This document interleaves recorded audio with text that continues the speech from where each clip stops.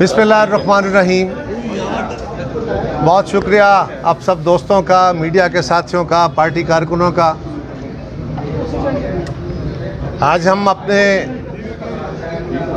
Central office, election office में लाहौर की campaign के सिलसिले में इकट्ठे हैं। और इससे पहले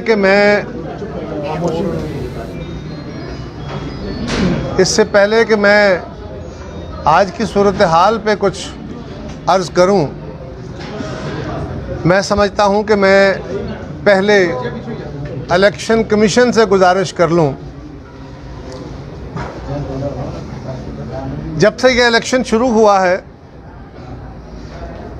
यहाँ पे इलेक्शन कैंपेन, जो मीडिया कैंपेन लगती है, जो एडवर्टाइजमेंट कैंपेन लगती है, हमारी कैंपेन में रुकावटें डालने की बार बार कोशिश की जाती है। इलेक्शन रूल्स की धज्जियां उड़ाई जाती हैं।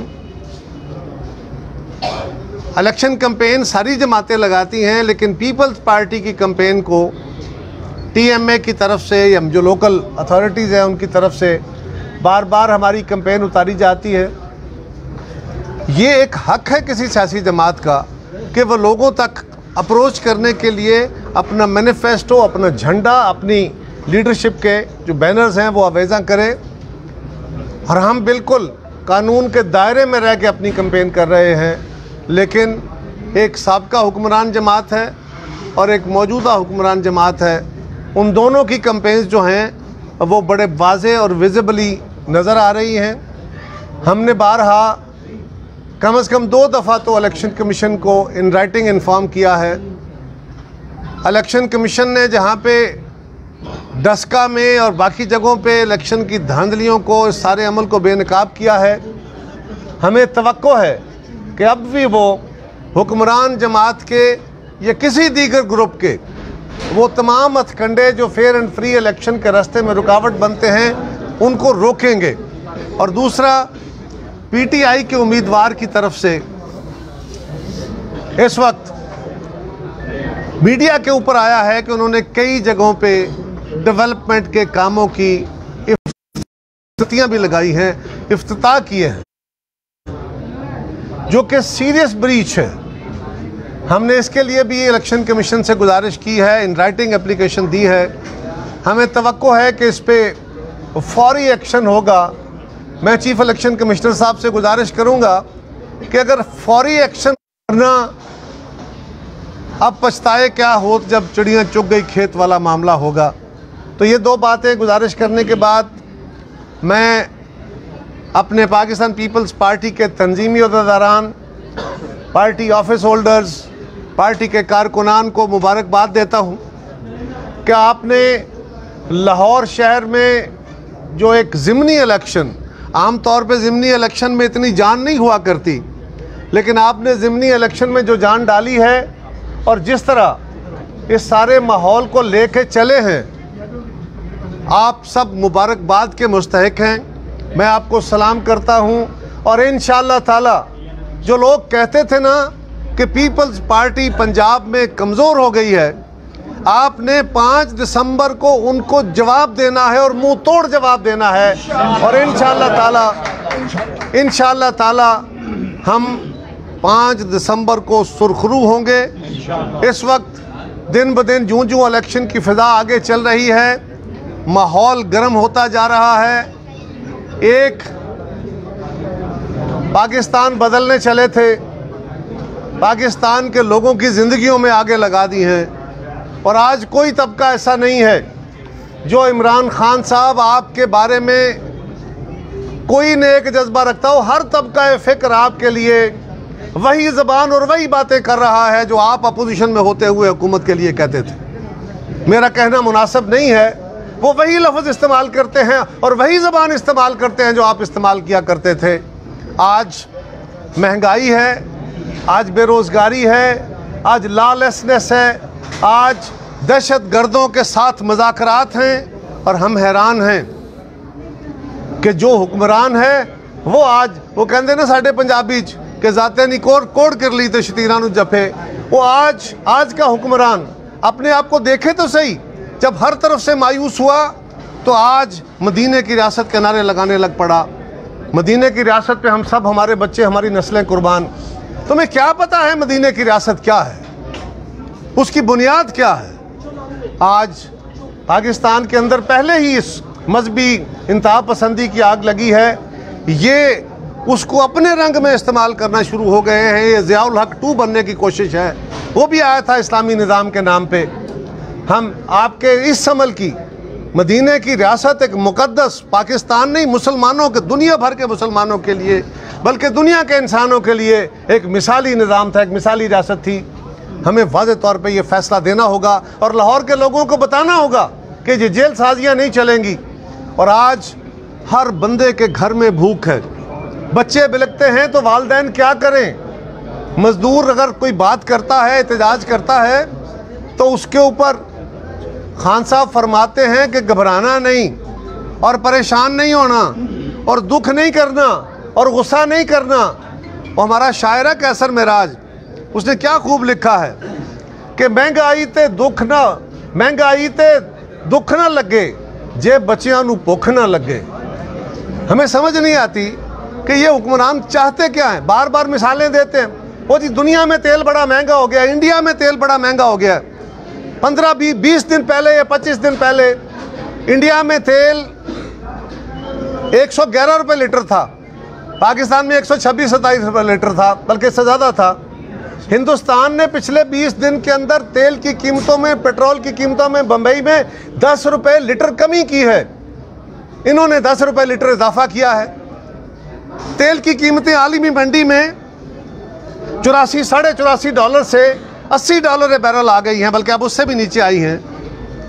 डॉलर की कीमत 15-20 दिन पहले 175 रुपये तक चली गई थी, आज वापस आई है। उस सारे असरात के नतीजे में 4-5 रुपये पर लीटर रिलीफ देना था आवाम को, इन्होंने तेल और महंगा कर दिया है।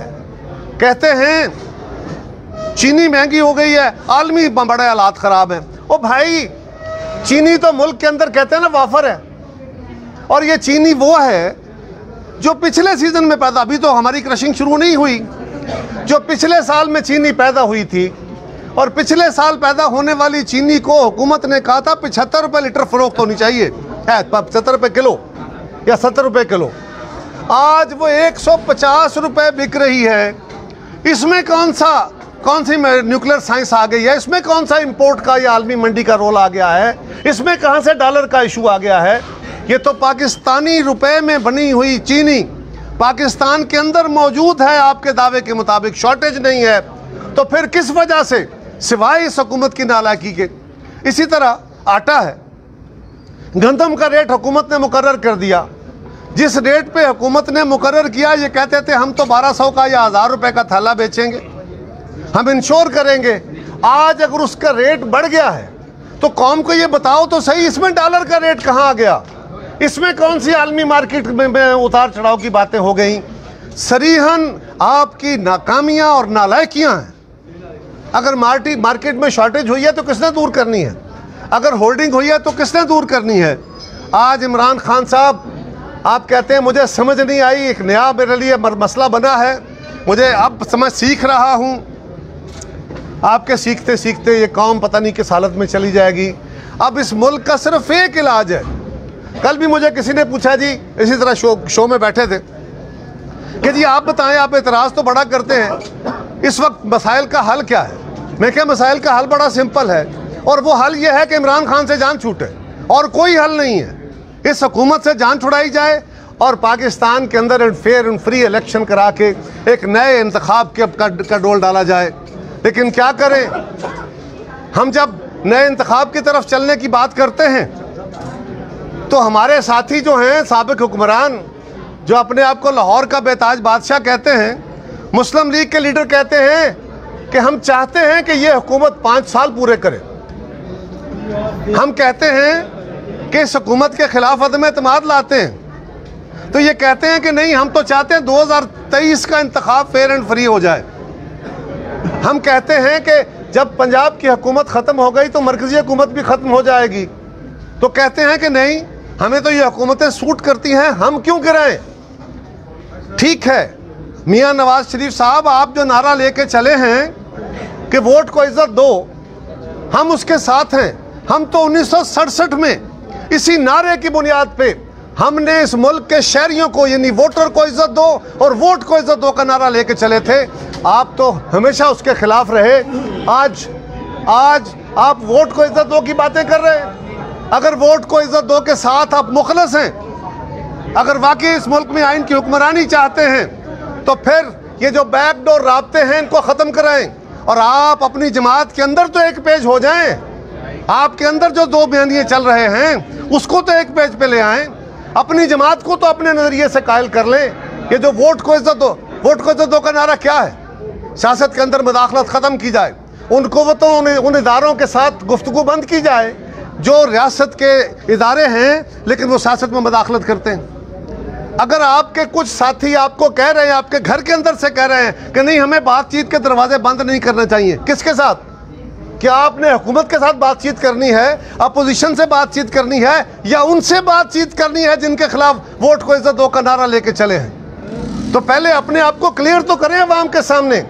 हम यही एजेंडा लेके आए हैं कि ना वो वोट को दो, इज्जत दो के साथ मुखलस हैं, ना इमरान खान पाकिस्तान में नया पाकिस्तान बनाने में मुखलस है। कल ये नए पाकिस्तान के नाम पे अवाम को धोखा दे रहे थे, आज ये मदीने की रियासत के नाम पे अवाम को धोखा दे रहे हैं।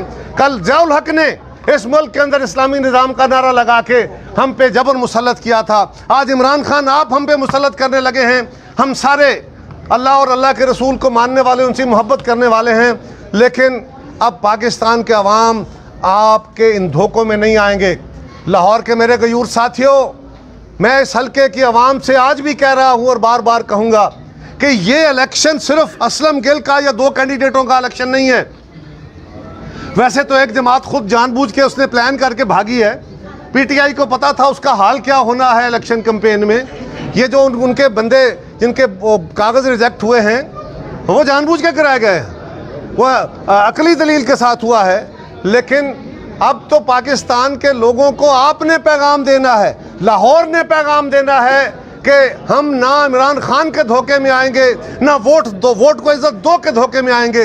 अगर वोट को इज्जत दो की बात करनी है तो आपकी सारी जमात मियाँ साहब आपके साथ खड़ी होकर कौम को कहे कि हम वोट को इज्जत दो के नारे के साथ हैं, हम कोई मजाकरात के साथ नहीं, हम फिर भी आपकी बात पर यकीन करेंगे। आज ये काम नहीं चलेगा, आपको क्लैरिटी के साथ सामने आना होगा। वो काम नहीं अच्छा, अब मैं चले उसको उस मिसाल को छोड़ देता हूँ फिर किसी वक्त पे। लेकिन गुजारिश है कि आज लाहौर के अवाम ने, इस हल्का के अवाम ने ये साबित करना है इस इलेक्शन में कि हम इमरान खान को तो मुस्तरद करते ही करते हैं, लेकिन हम अवाम को बार बार धोखे देने वाले इस जमात को भी मुस्तरद करते हैं जो कहते हैं वोट दो, वोट को इज्जत दो। एक हाथ आपने उनके साथ रखा हुआ है, अवाम को जज्बात में ला रहे हैं और बैकडोर राब्ते करके आप अवाम से ये धोखा नहीं चलेगा। और पीडीएम की क़यादत को भी मैं पैगाम देना चाहता हूँ, पीडीएम अब अमलन ख़त्म हो गई। आपको समझ आ गई, सारी कौम ने देख लिया कि पीडीएम पीपल्स पार्टी थी। पीपल्स पार्टी जब तक पीडीएम में थी उसमें जान थी। आपने हमें हमारी इंसल्ट करके हमें पीडीएम से अलग किया है। आज हुकूमत वक्त ये वही पीडीएम है ना, जब हम साथ थे, एएनपी साथ थी, हुकूमत की टांगें लड़खड़ा रही थी, हुकूमत गिर रही थी, इलेक्शन हम जीत रहे थे, सेनेट हम जीत रहे थे और वजीर आजम को तरले करके एतमाद के वोट लेने पड़ रहे थे।